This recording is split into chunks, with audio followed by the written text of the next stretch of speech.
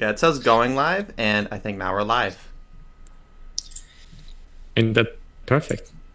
That's right. And as usual, I have more people on the stream than actually in the window. Which means some of you guys don't even have the window open. So rude. I've just But opened it. but if you're looking at the screen, I this is a work of art. The eugenics tree overlaid over the Google Hangouts window. I don't know why it's so amusing to me. That's because it's fantastic. It's so perfect. It's so perfect. This is the most progressive stream. It's a stream where we're just going to talk about eugenics and its pros and its cons. And honestly, it really doesn't deserve to be one term, is kind of, if we're going to cut to the chase. Because there's Yeah, good I mean, and bad aspects of it. It all needs to be parsed out like a tree.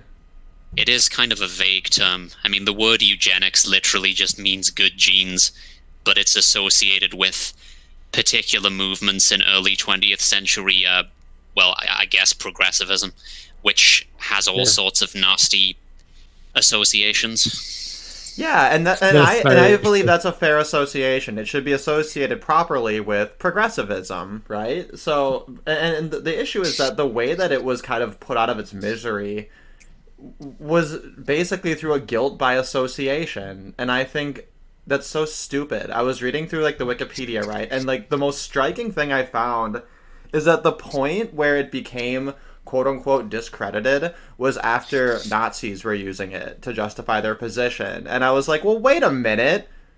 Like what the ass does that have to do with the science or like its merit, right? Like, oh, Well, yeah, now I the mean, bad guys, the bad people are talking about it, so now we can't say it anymore because now it gives me a bad taste. And it's like scientists are all the most like fake people.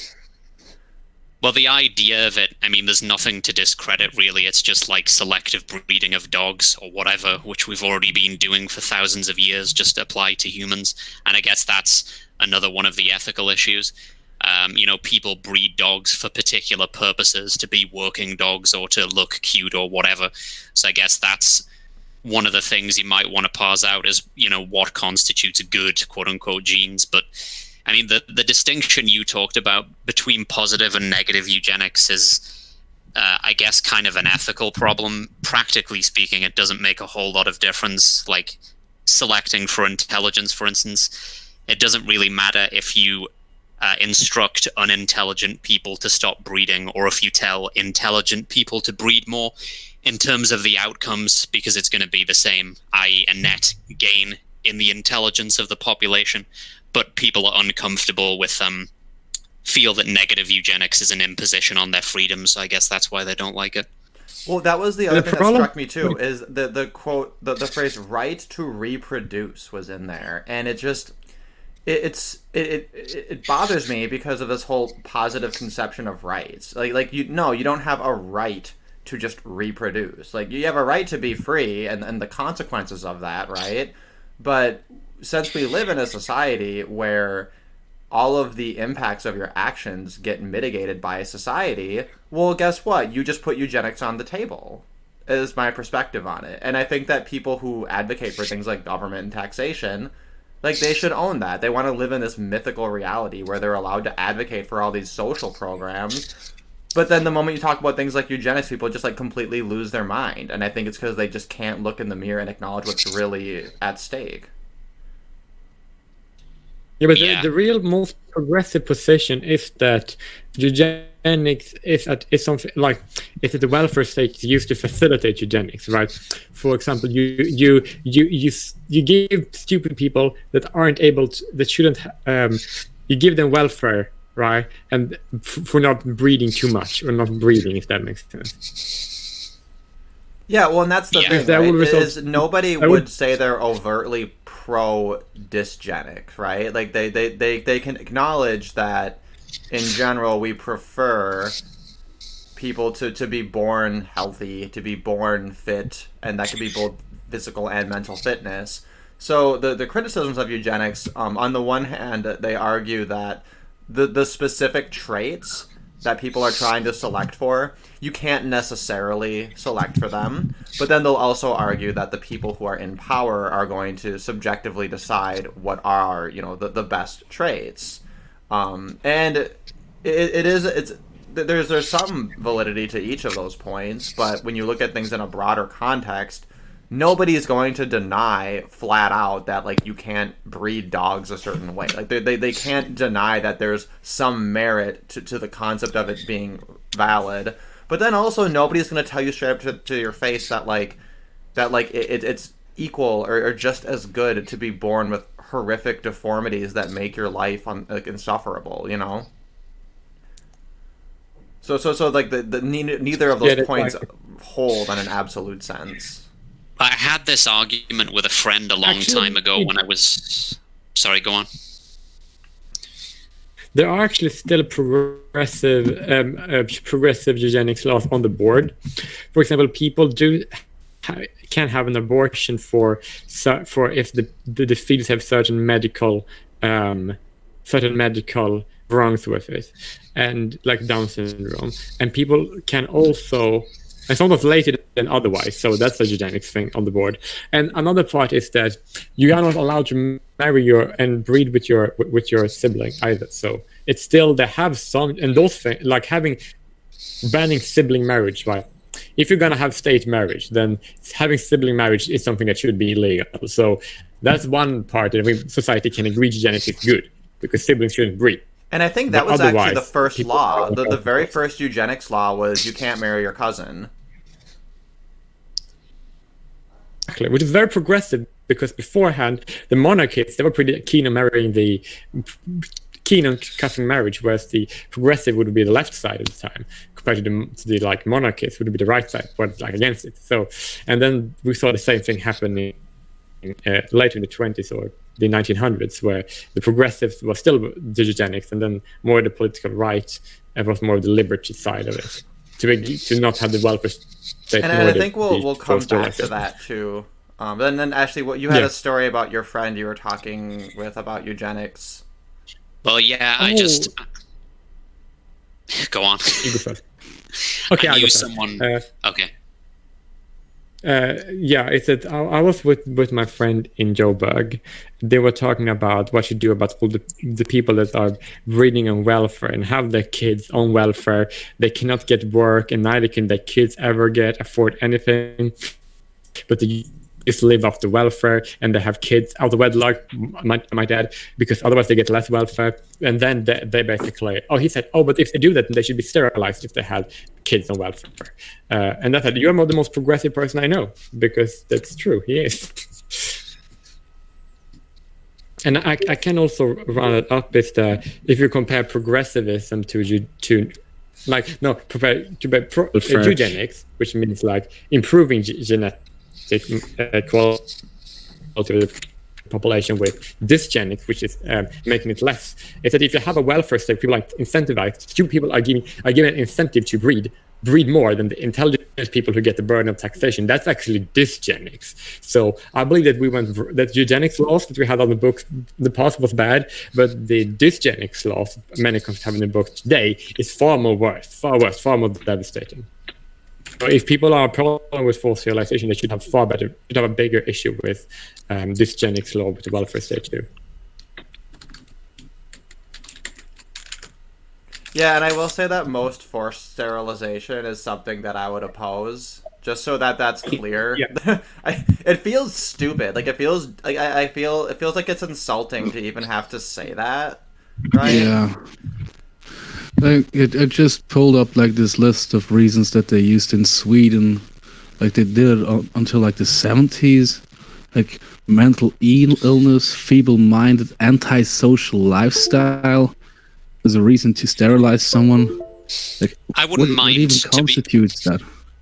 To be honest, Sorry? I wouldn't mind sterilizing criminals, like violent criminals. Depends what they've done. But yeah. Yeah, I was shocked that people said, criminality is too subjective of a standard. And I think, well... Not really. Is it? Yeah, it's pretty clear cut if you commit a violent, horrible crime or not. Yeah. Well, I suppose I'm the not- issue I'm is the not law talking about- changes, but I'm obviously not talking about sterilizing, shoplifters or whatever, although they are really irritating. But yeah. I wouldn't.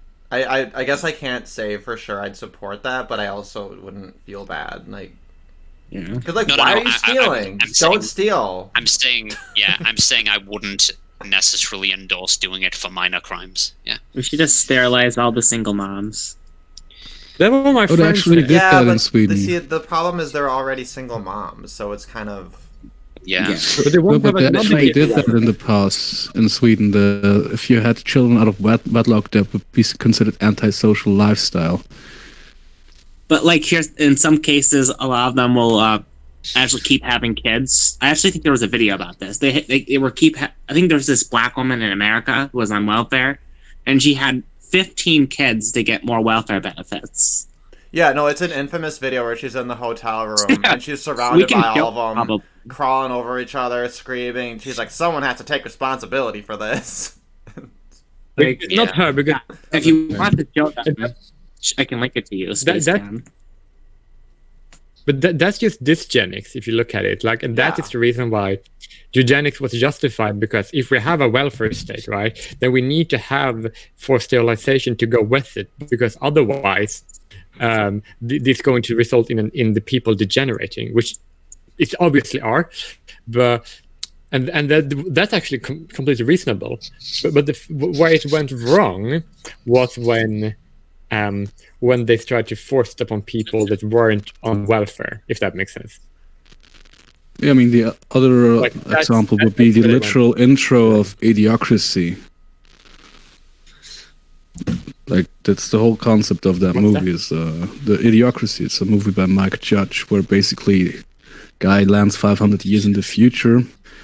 And the intro is just like you have like a smart couple, 130 IQ something. They're like, we're waiting for the right moment. This is not the right time to have a child. And on the other side, you have like a quarterback football player knocking up girls left and right. And then his family tree grows and grows and grows while they actually don't have any kids. So it's a very Yeah, I've seen that hyperbolic, movie. beautiful intro to that movie. Yeah, that movie becomes less and less of a comedy each year. Like in the future, people will look at it like 1984, like it was this Orwellian predictive thing, and like the fact that it was originally presented as comedy will be just completely forgotten and just completely alien to people of the future. Sorry, is that too You black-pilled? That's have a literally point. how it's being used. You know what I mean? Like, No, I don't think it's black pill. Continues to breed for welfare. That's actually going to kill the welfare state. So, and that is going to enforce more stricter requirement of people to survive in the society later down the line, which is like nature sorting itself out. We still have evolution that's going on, and that's actually fixes it, if that makes sense. Because the welfare state in eugenics is literally relying upon the people are so dumb that they cannot survive on their own. That's what the welfare state is for. So if people are breeding to be that dumb, right? That's eventually going to result in the welfare state disappearing. And when that happens, people are going to die. And then we're going to have the eugenics again. And the reason why so many people have advocated for eugenics and forced sterilization was to avoid that from happening, because it obviously would happen if you have people breeding for welfare. So I think that eugenics will become more relevant as we move forward. Actually, I mean, that's the thing. So my whole thing with welfare is like, obviously I oppose it, and like there's this really neat thing where if you oppose welfare, you don't have to even consider dysgenics as like an issue so much. But you know, if people absolutely have to have their stupid welfare state, my compromise is that it should have 2 tiers. And one tier is the basic welfare. The second tier is where you actually get more money and more benefits, but you have to have yourself sterilized. yeah, that makes sense. Because the only problem I have with people being sterilized, right, is that if you're sterilized, it's going to reduce your chances of getting married, and which is like the wrong way of doing it. But a lot of those women that usually just get their welfare, they don't want to get married. They want to get married to the state. So that's why the state should have the decision if they want to have more kids with you. So that's why if you want to marry a man, you have your rights intact. If you want to marry the state has certain demands of you in that marriage, because that's what it is. Welfare, it's the same thing as marriage to state. That actually is Maybe an interesting if you think about concept, right? We use this terminology of women marrying the state instead of their husbands. But wouldn't it be interesting if, like, the state also had, like, the patriarchal authority that a man would traditionally have, like basically choosing how many children should be reared and things like that. And I guess that would be the reciprocal female obligation to all of the male obligations, such as fighting wars and things like that.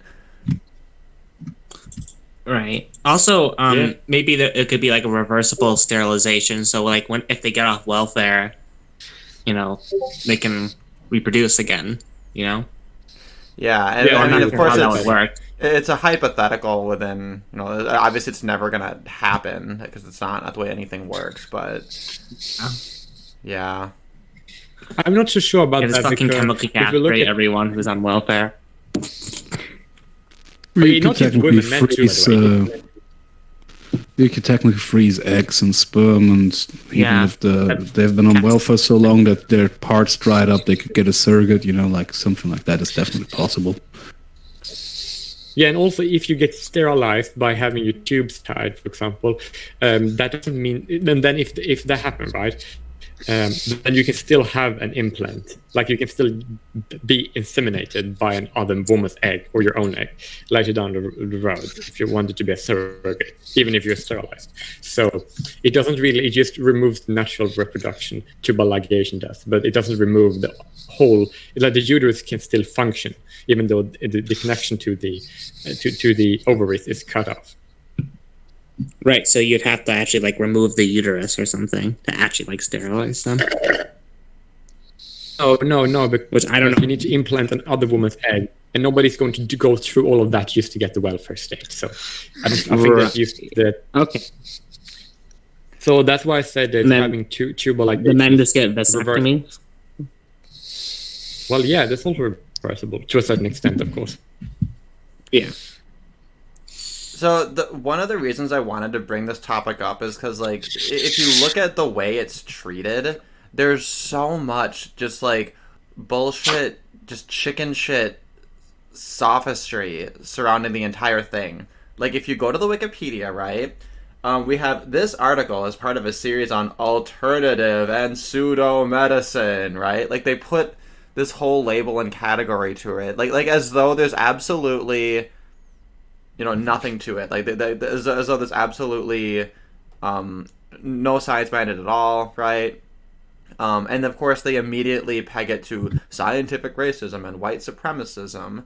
And the irony is that they'll make these kinds of arguments that it has absolutely no merit, yet one of the major ways that it gets challenged and debunked is based on the idea that through having more genetic diversity, you can have more access to like different cures for diseases, right? And that if you try to kind of meddle with that, you can actually create genetic like unfitness, which ironically would be dysgenic, right? So therefore, if you're actually properly pursuing eugenics as a goal, it would actually advocate for some degree of diversity, right? So they're making both arguments. They're accidentally arguing that diversity is eugenic, but then at the same time they're arguing that eugenics is absolutely anti-diversity and complete white supremacy. And like they have absolutely no problem making two forms of arguments that are, to me, it seems diametrically opposed. And this whole blurring of everything, right? Like to them, it doesn't matter if it's just encouraging people who are genetically fit to reproduce more. It doesn't matter if it's taking away incentives for people who are genetically quote unquote unfit to reproduce, or if you're forcibly sterilizing people, nor does it matter what reasoning is given. All of it gets lumped together into one big umbrella and treated as one thing. And like all of these are just signs that the anti-eugenics crowd are just completely, I don't know, they're either stupid or evil or some combination of them. I don't know how else to see it. Willfully ignorant, maybe. Yeah, it's a very willful ignorance, and like it seems to me that most people who aren't willing to even discuss this topic, it's because they're just getting their social cues from society and using it as a thought terminating cliche, and like that's the piece of it that I find upsetting. I'm not really that invested. Like I don't care much about eugenics, but it's like weird to not care about, I guess. There was also an interesting bit on here from Dawkins. I think Dawkins had written an article about it semi recently, and I wanted to mention that. Let me just find this really quick. Control F Dawkins. Well, I was gonna mention something about him as well. So some years ago, I was having a conversation with this left-wing friend about selective abortion, and it was prompted by something Dawkins had said some years ago, maybe in 2013, 14, around then, where he suggested that it was a bad idea to have children with Down syndrome. And I didn't have any objection to this, but my friends, said it was terrible and this and that. And this guy's, was ardently pro-choice at the time I knew him.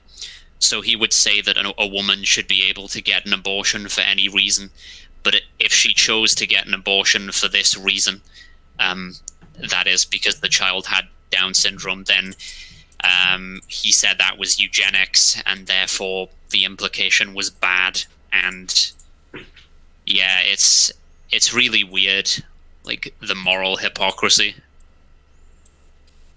Yeah, and like that's the thing too is even if you take away like the conscious will, like the intention of it, and just ask plainly, like, is it preferable for the baby to be born with Down syndrome or without Down syndrome? In that context, people don't have any issue saying, oh, of course, like, that Down syndrome is an issue, like you prefer not to have it. Once you add the intention to it, the intentionality of like being able to select it, then I think people, they get upset because it feels like you're playing God.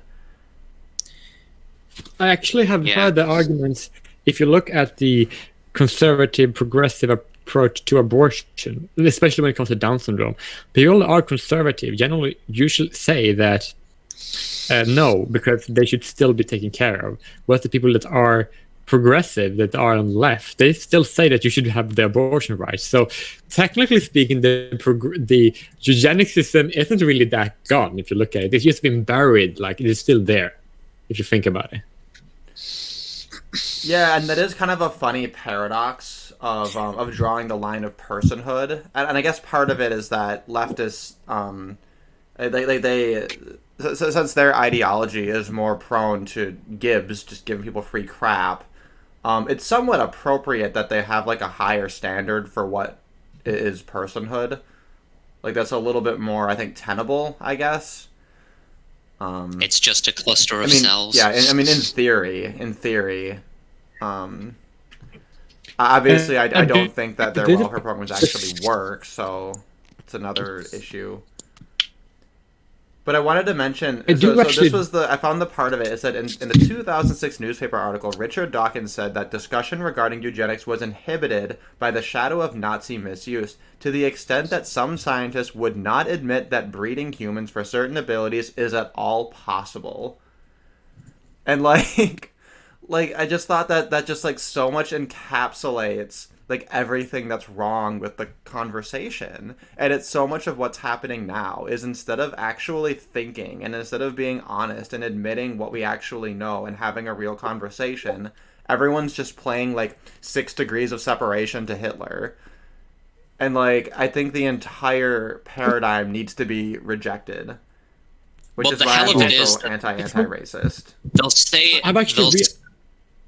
they'll say that it's impossible and normies will believe that because they're retarded, but it's very difficult to accept the argument that it's impossible if, it's something that happens in nature anyway. The only premises you need to grant to believe that it's possible are, things vary, things that in nature and are heritable can be reproduced biologically, and there are some things that people do that are more conducive to reproductive success than others. therefore certain traits are more likely to get passed on than others. And that's how we ended up where we are today. And most people believe that, but they believe this, we're supposed to believe that it's impossible for us to take conscious control of it for some reason, even though, as I said before, we've already done it with animals and crops and so on.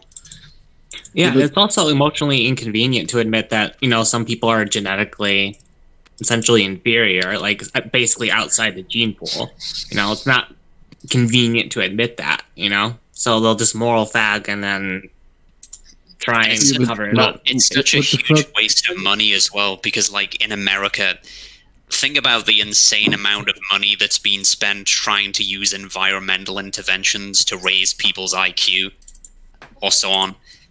And all of it has Sorry, just to clarify, there's actual scientists, accepted scientists, that would argue that if two very tall people have a child and two very small people have a child, there's no way to predict which child's likely going to be taller. Well, they don't actually believe it. They don't actually believe it. They're just bullshitting stupid normies.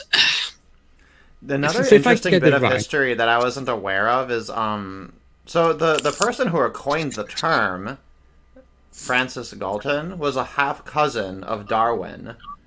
Yeah. And like the contrasting parallels are it's actually quite fascinating that you have Darwin, who pioneers evolution, and he's like the most celebrated scientist ever, and like to question evolution is of course forbidden. To do that it makes you a pariah.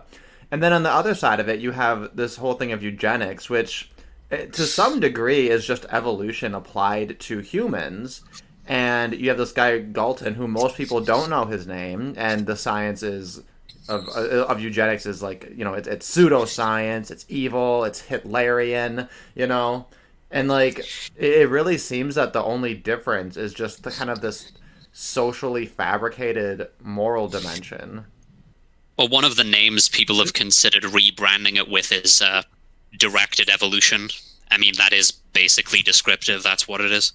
Well, that's the funny part too, though, is the quote unquote new eugenics movement is it kind of just arose as an inevitability from technology, and the funny thing is that part of it doesn't even fit the definition. So Wikipedia defines eugenics in a way that I wouldn't define it, but they said it's a set of beliefs and practices that aim to improve the genetic quality of the human population through selective breeding. Right? So they pack a lot into that definition, and I think the ironic thing is that as they go on to describe eugenics, it becomes increasingly clear that so many things are being put into this definition that actually don't fit that definition, and they're kind of trying to tar everything in that way. But I would actually just like to point out that we still have other eugenics board on the books that are left over from that was implemented for eugenic reasons and are still left on the book for that reason. For example, in certain countries, right, if you get married, right, you lose if you are disabled, you get disability, right? But if you get married, you lose your disability. So, which means that if you're disabled, because of that law, you're gonna have a economical incentive to not get married. Which means that people who have disabilities are legally, economically incentivized by the state to not reproduce. Which means that, and that was implemented for eugenics purpose, and it's on the book right now, and it's still a law that most people on the most progressive still agrees with. Yeah. So it never really went away from it. It's still there. And also, even if you look at it, I actually want to say this. A woman said, I think it was Sweden or somewhere, she said that we cannot allow surrogates, we cannot allow gay people to have children. And so therefore, we need to have more progressive laws to make it illegal. So she wanted to curtail this last decade, by the way. She said that she wanted to use the law in groups of people from having biological children. She called that progressive legislation. Right. Right now, I'm just looking into some of the compulsory sterilization because I remember I took a sociology course and like they when they mentioned it, what they really focused on was look at this case of this woman who was forcibly sterilized, and everyone's like, oh, this is so horrible, blah blah blah. And like I remember looking into it and finding like this woman had like so many children out of wedlock and was such a burden on the state, and I just immediately lost all like all sympathy because if we have a welfare system where people have to compulsorily support her, then like why shouldn't she be sterilized, right? If you put compulsion on the table. And then, even when I talk about having a two-tiered welfare where people can elect to be sterilized to have more benefits, people say, oh, well, that's not really consent. That's still compulsory because of structural violence. And these same people will laugh at you if you say, well, taxation is compulsory. There's no consent in a meaningful sense in that way. They'll buy into all these arguments about consent in a society with taxation, right? And then they'll completely reject that standard when it comes to, proposing like a two-tiered welfare system. But actually, I would say that you have a very, very good point. Is that actually it's even better than what people might think? Is that taxation is something you need to do for working. If you are productive, right, and if you work, then you need to get taxed. Whereas when it comes to allow proposed sterilization exchange for welfare, right, that is you getting money for free, and you need to pay for sterilization, right? That is a voluntary thing because you don't need to have the welfare. You can choose not to get the welfare, right?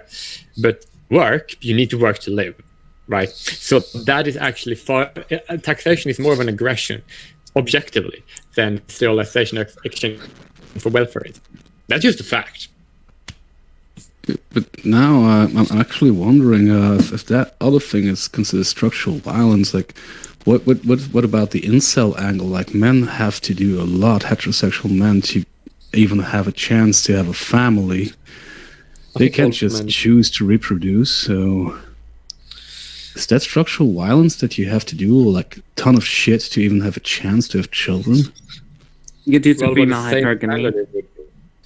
I just noticed in the chat we have somebody who's asked, what is the definition? If I reject the one on Wikipedia, I would just argue you need a broader definition than than basically, yeah, because you can't specify that it's through selective breeding now that we have new eugenics, right, where people are selecting at like the gene level and then having like designer babies, right?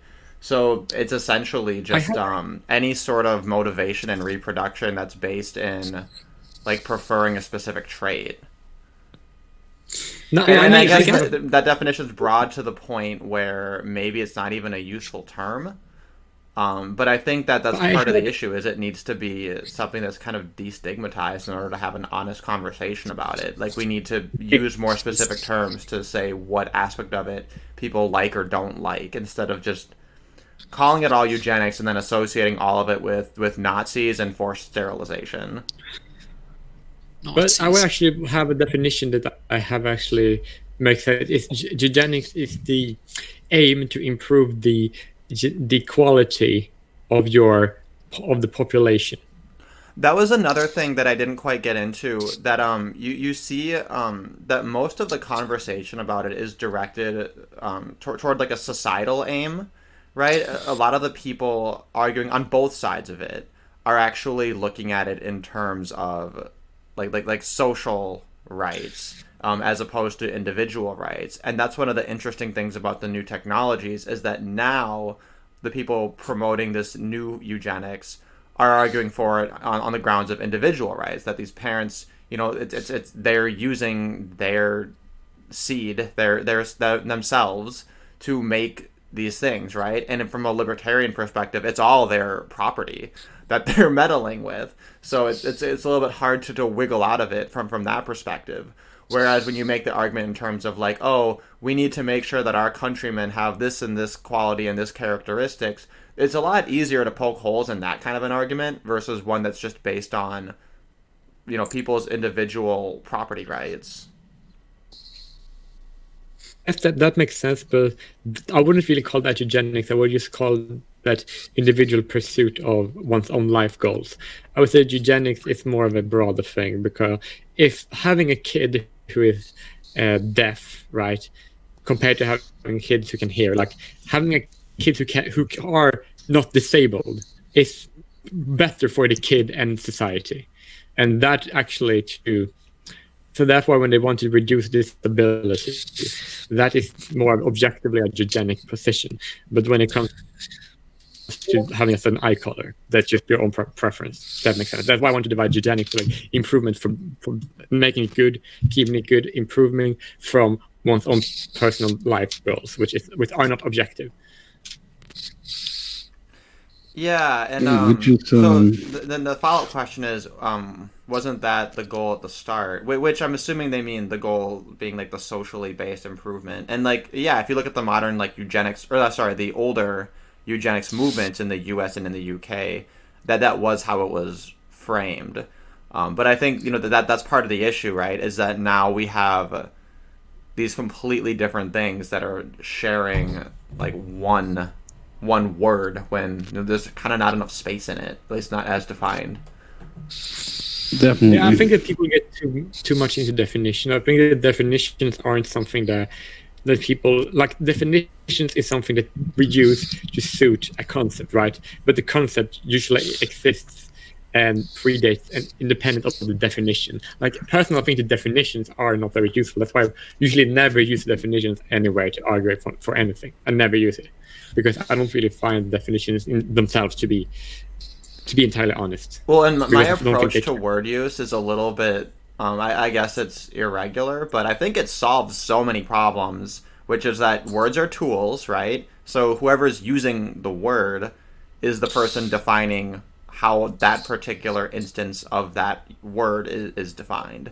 And like people hate that, right? Because it means any word could literally mean anything. But that's how tools work, right? Like if I use chopsticks to eat my cereal, I'm basically using them as a spoon. And maybe they're not a very good spoon, but in that context, in that instance, that's literally what they are. That's what they mean to me at that moment, if that makes sense. Yeah, I find that actually incredibly useful. Like when you see a debate and the people are defining how they intend to use a word, it becomes so much easier for them to formulate their thoughts. Like, why would somebody oppose that? Like, there's so many people who want to say, no, this word means X. We agreed that it means X, or we insist that it means X. Like, let the person use the word. He just explained how he wants to use it. Yeah, well, and that sort of rigidity, it doesn't explain how the definitions of words change. And, we all know that every word has multiple different definitions, and that those definitions change over time. And therefore, you need some way of drawing a line and explaining how it is that way. It can't just be, it kind of feels like that's how it is right now, right? So the way that I use it, where it's defined by the person using the word in that instance, it does both. It accommodates having a strict standard for saying what this definitively means, while also allowing for words to evolve and change over time, and to be sensitive to context. Anyway, sorry, that was a little bit of a tangent, but that's just like that's my white whale that I just always have to mention. I think that words don't mean anything, or they could mean anything rather. But that is actually something I do admire about you, because it makes it very easy for people to talk to you, because then they don't have to argue with you what certain things mean, because then you just say, okay.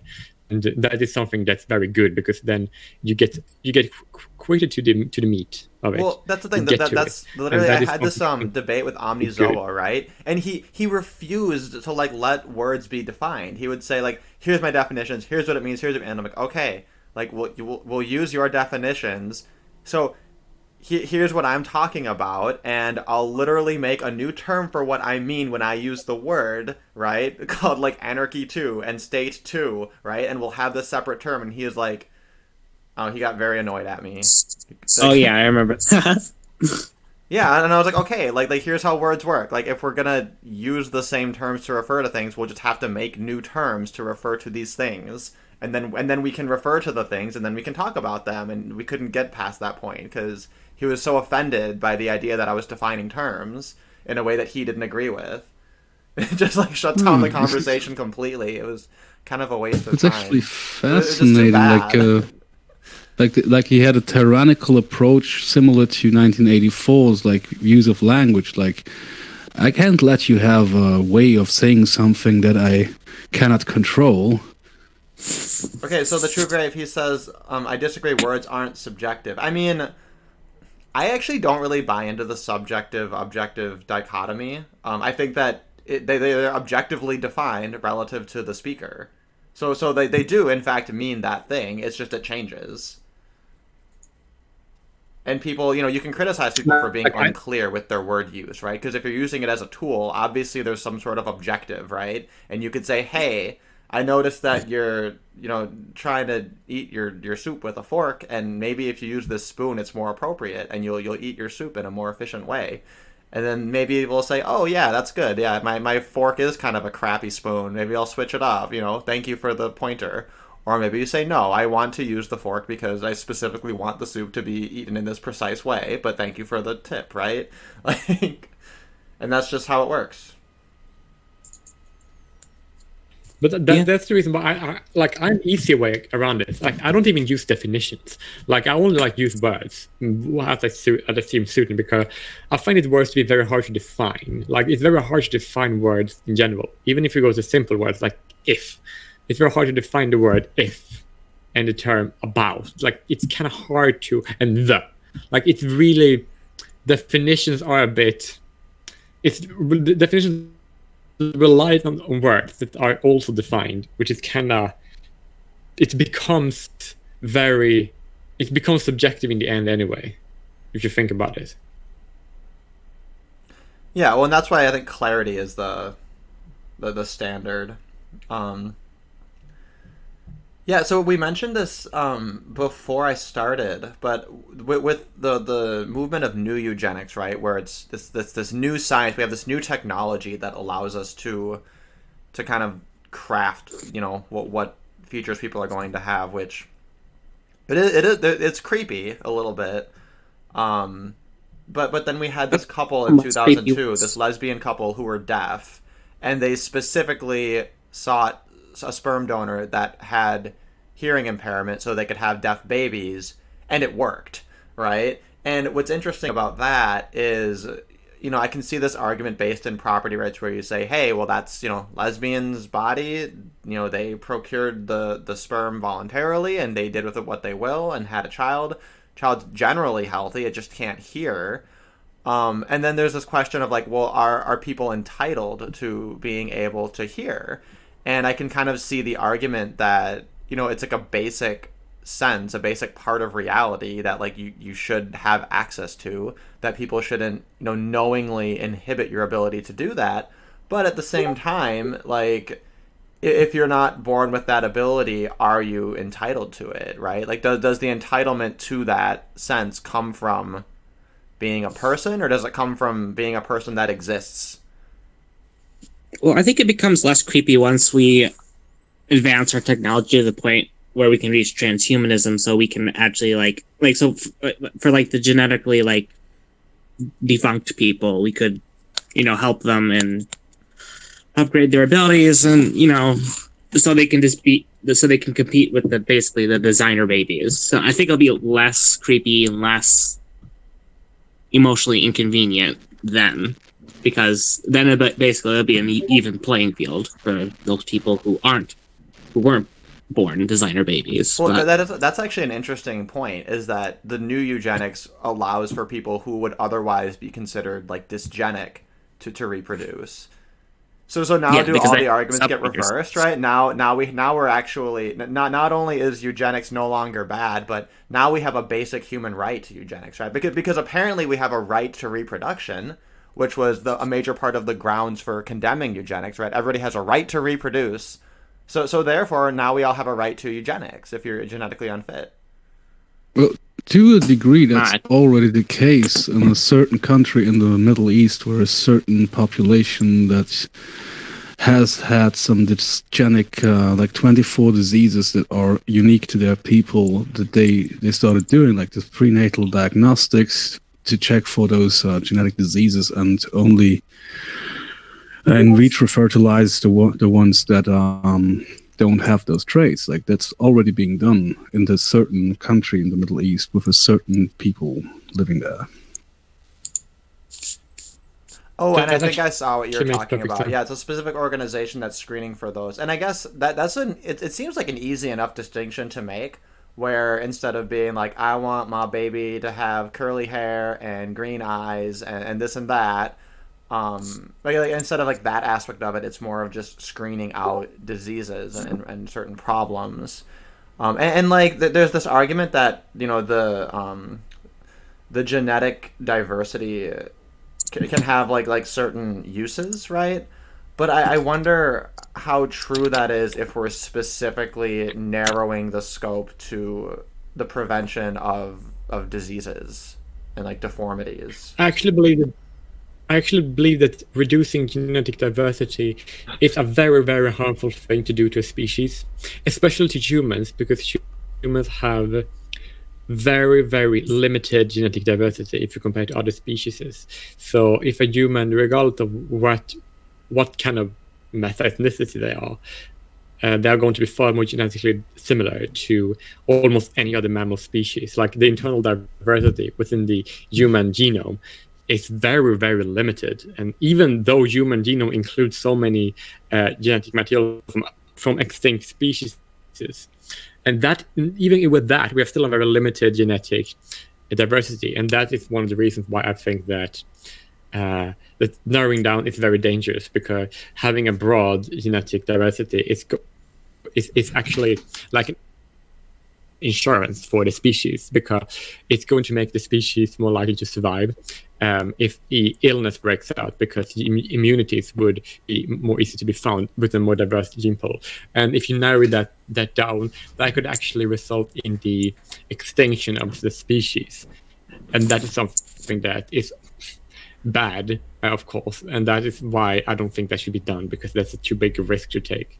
Like if you gamble with entire humanity, then I don't really think that it's like a bet that should be placed. You should just not do that thing, because it's very dangerous.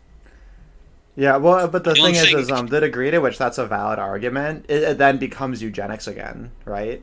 Well, I don't think there's much risk of damage when you're talking about ironing out things like monogenic disorders, for instance, because you're talking about a situation where,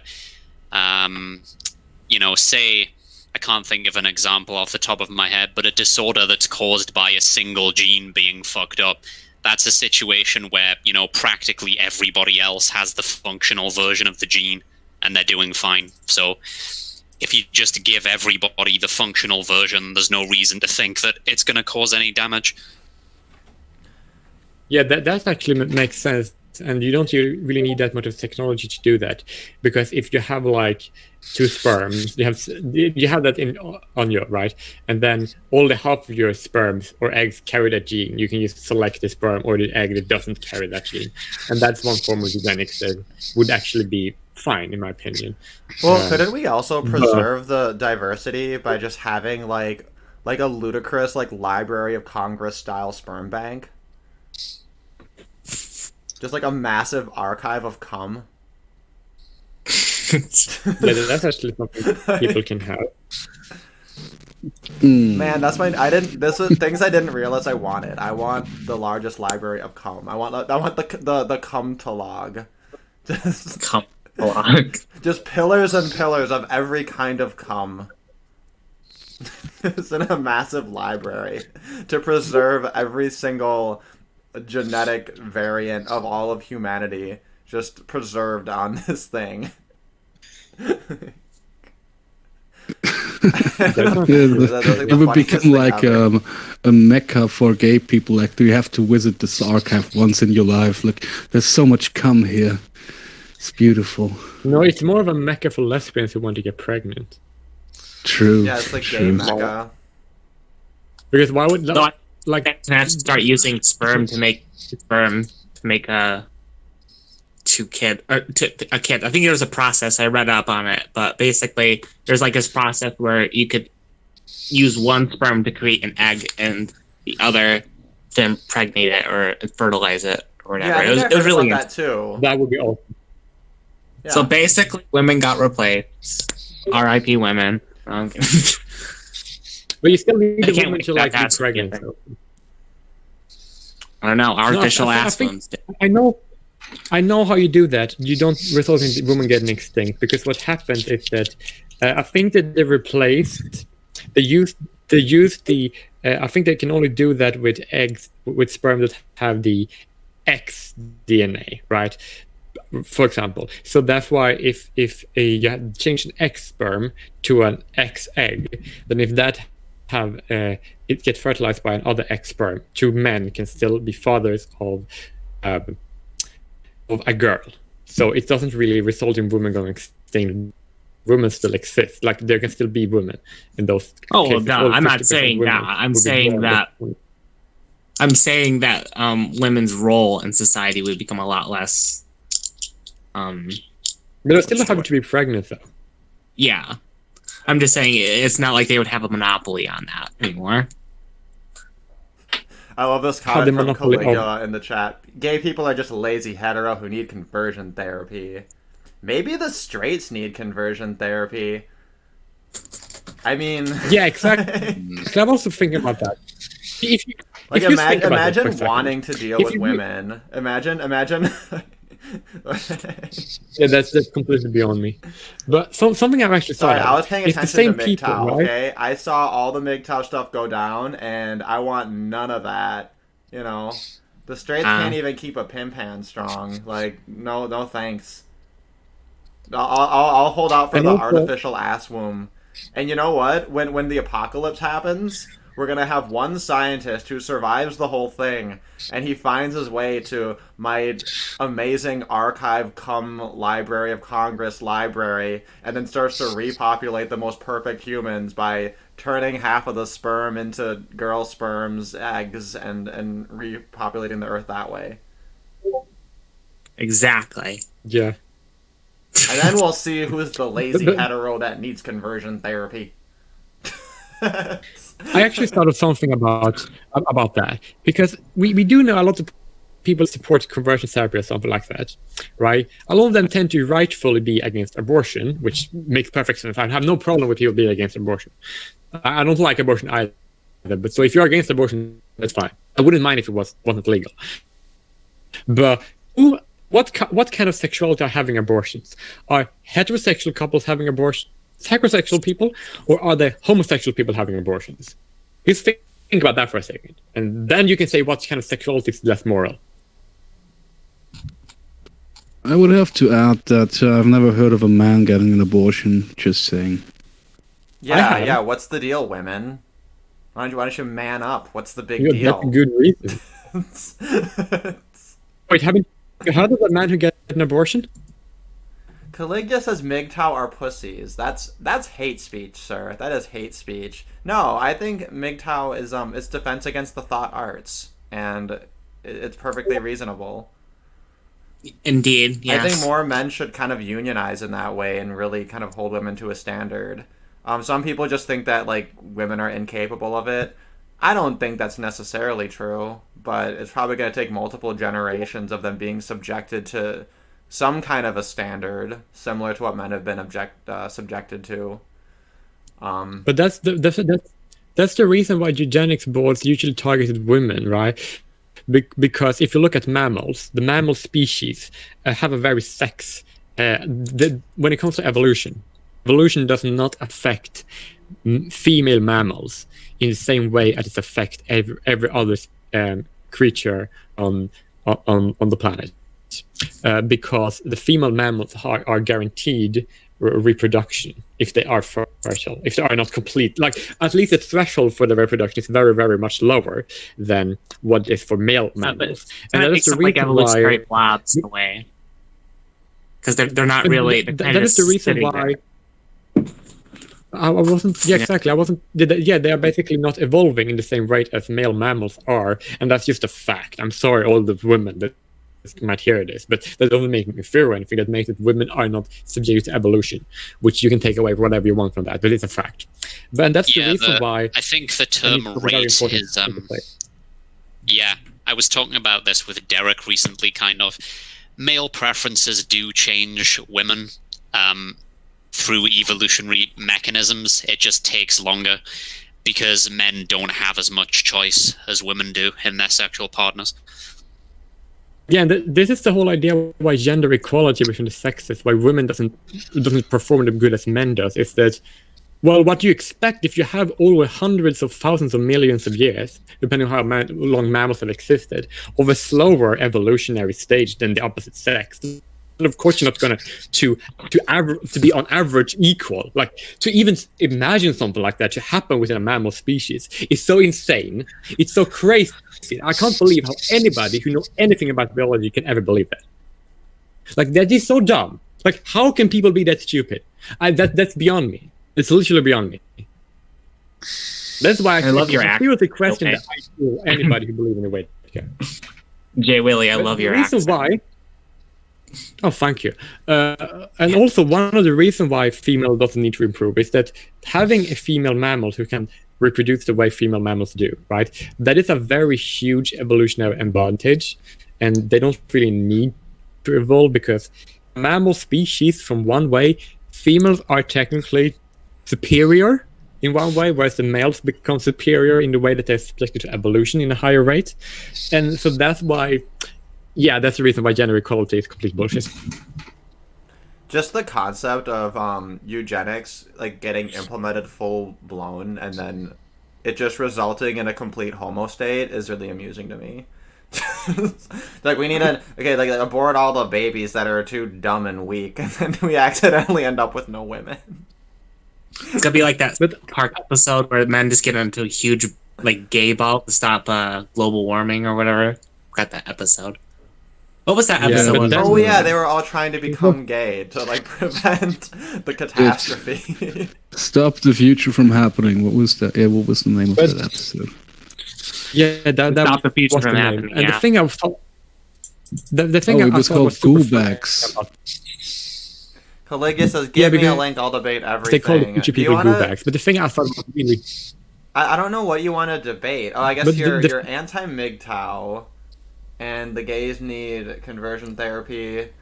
I don't know. I mean, unless you want to talk about eugenics, it sounds like you're on board with eugenics. I don't know how much you're going to debate on like this topic, but I stream at this time each week. Do you want to maybe come on next week?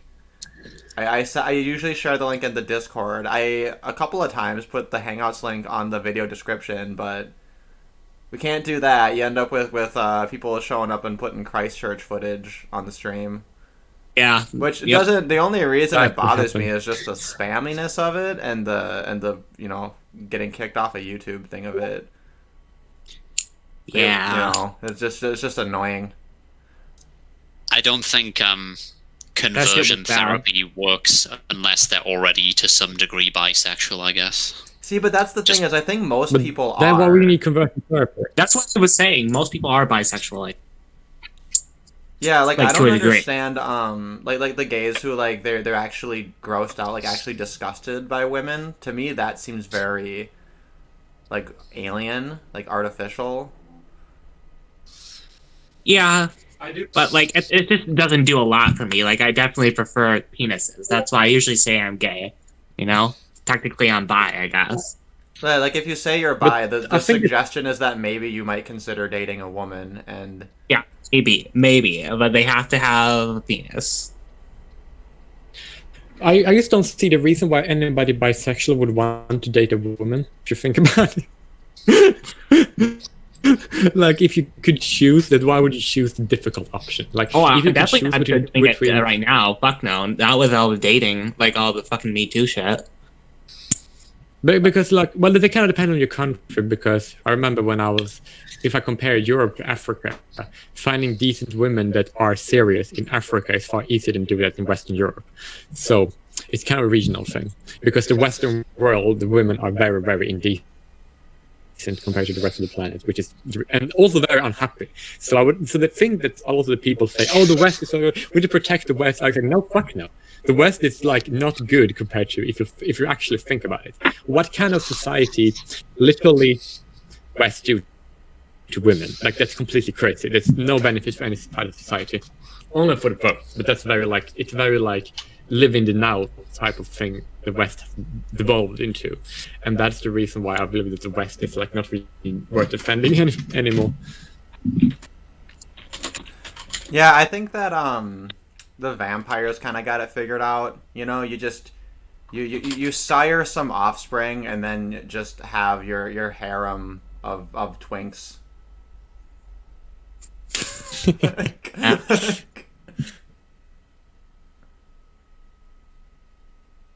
I actually would say something more interesting about eugenics, and that is that if you think about those parents that are stupid enough to like have trans children, I do believe that that's actually a form of eugenics because it's the dumbest parents making their children sterile. That is going to result in the dumbest people in the world doesn't have grandchildren. It's going to lead to the improvement of the genome, or like it's going to reduce to less stupid people having grandchildren, which is technically eugenics if you think about it. I guess, but like I'm very protective of children. I don't want them. I know. No, neither do I. just don't want to it's actually eugenic. Yeah, I find it to be horrendous. eugenic. Absolutely Yeah, horrible. Like it's also monster. and that's the reason. Like that's the reason why I don't like the West either, because I don't like countries where they like normalize shit like that. It's completely. Yeah, Caligula says, keep saying remove the Gibbs. But see, here's the issue I have. We can't. There's no concerted movement that's going to ever remove the Gibbs. And it would solve so many problems if we could, but nobody wants to take on the libertarian position. So it's like, and like we're already looking at this situation where the quote unquote conservative, quote unquote small government, quote unquote Christian white people had the power and just completely dropped the ball and gave Gibbs to everyone and fucked everything up.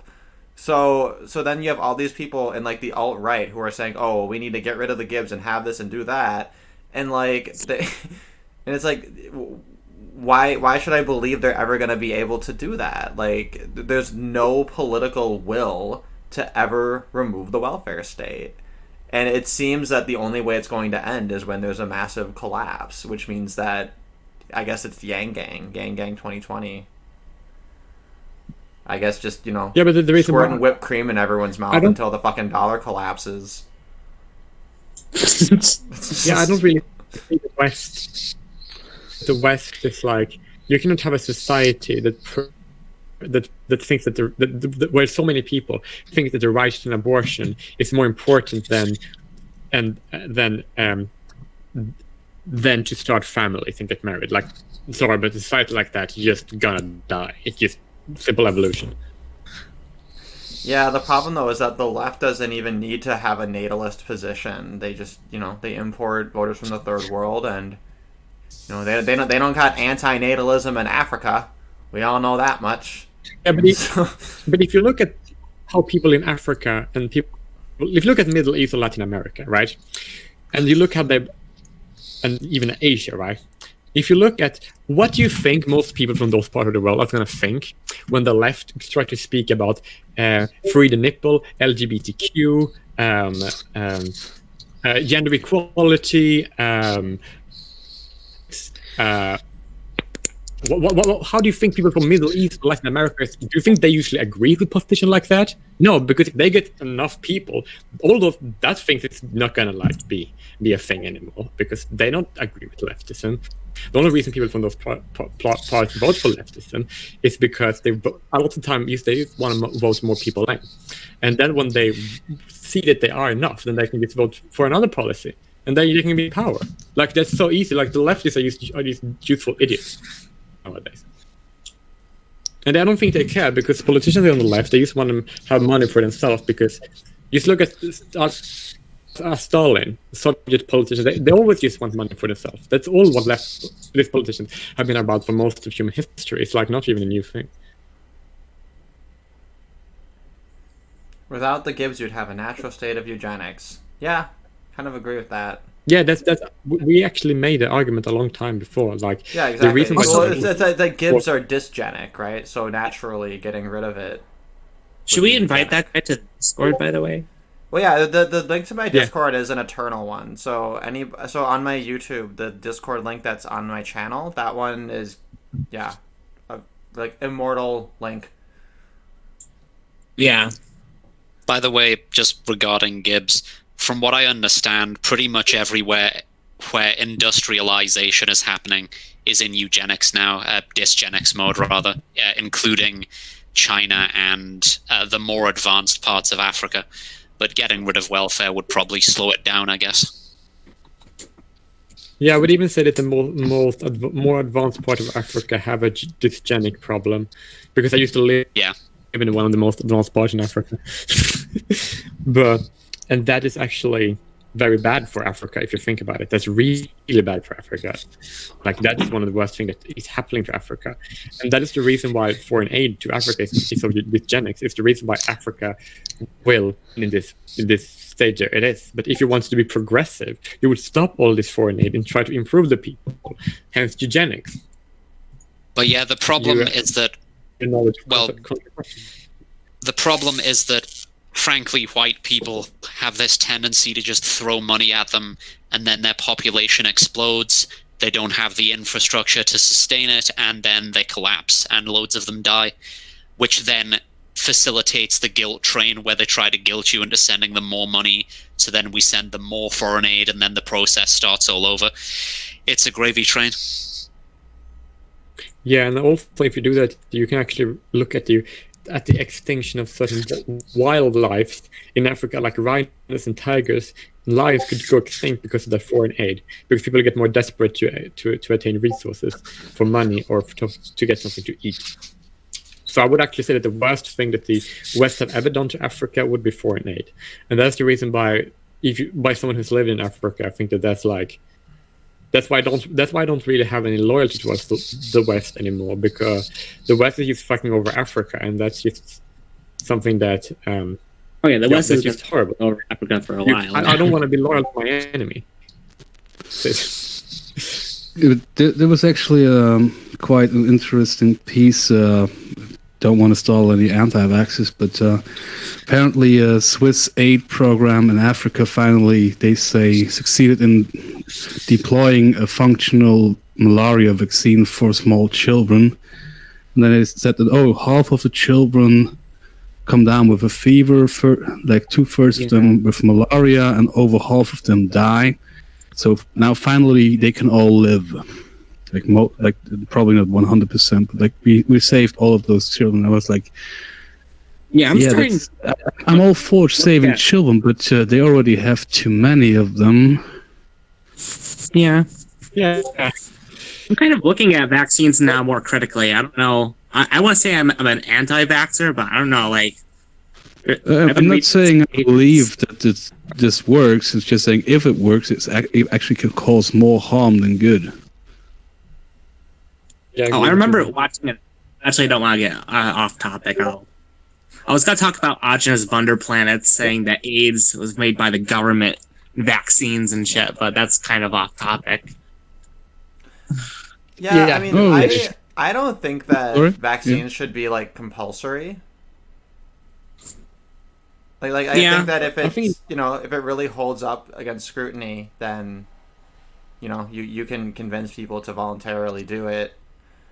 Right, but it's definitely not on top of my list, because like the harm is seems to be very little to none in most cases. So like, yeah, I personally actually do believe that they work, but it's just like I thought like with this whole Western interference into Africa, like since I was a child, there's always these commercials where you get gifts to the children in Africa so they can survive.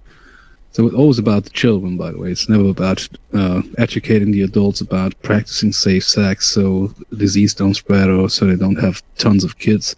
It's always like, once these kids are alive, we have to do everything to make sure they survive, while the adults keep making them like crazy. Like, are we really helping that continent by doing that? No, they're not. They're absolutely not. They used it's just like, it's the same Dinesh D'Souza used to say. You can either offer a rope you can hang in, and then you need to hang on to the rope forever, or you can offer the ladder where people can climb up, and then they can succeed on their own. And that's basically what the left gets wrong nowadays. They usually just say, oh, we need to help people forever, rather than to just help people sustain themselves. What the right has gone down. And it's something that's very concerning, in my opinion, because the more people that are reliant on government resources, right, the less people are going to be able to vote against it, which means that they are literally creating an internal they basically use removing democracy in that regard. They basically use by votes. And not that I'm in favor of democracy, I'm just saying that the people who claim to be in favor of democracy should be acknowledging that they are not actually in favor of democracy. I'm not a hypocrite, they are. No, I was thinking more along the lines of if we send like medical aid, so that women having babies, like the whole delivery of the baby, that the survival rate of the child is high as possible, and we keep it alive. And if we do that, shouldn't we kind of say, okay, you've had 2 girls and 2 boys, maybe it's time to stop. If you come to have your next baby, we're going to sterilize you after birth. And I got huge flack for even mentioning that among my friends. Like, maybe we should tie that help to say, right now your mortality rate is almost down to Western standards, so maybe just stop after you have a certain amount of kids instead of having